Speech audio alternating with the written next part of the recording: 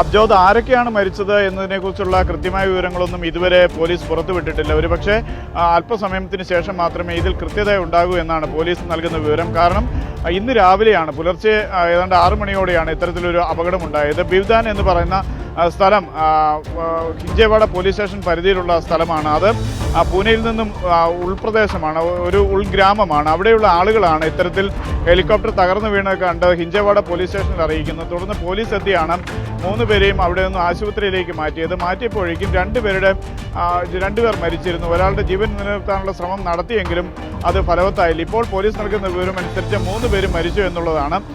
എങ്ങനെയാണ് അപകടമുണ്ടായത്, ഏത് ഹെലികോപ്റ്ററാണ് എന്നതിനെക്കുറിച്ചൊക്കെയുള്ള ഒരു കൃത്യത അല്പസമയത്തിന് ശേഷം വരാനുള്ള സാധ്യതയുള്ളൂ. പോലീസ് അതേക്കുറിച്ചൊക്കെ അന്വേഷിക്കുകയാണ്. വിഷയത്തിൽ അപകടത്തിൽ ഏതെങ്കിലും തരത്തിലുള്ള അട്ടിമറിയുണ്ടോ, മറ്റെന്തെങ്കിലും കാര്യങ്ങളാണോ എന്നതിനെക്കുറിച്ചൊക്കെ പോലീസ് അന്വേഷണം തുടങ്ങിയിട്ടുണ്ട്.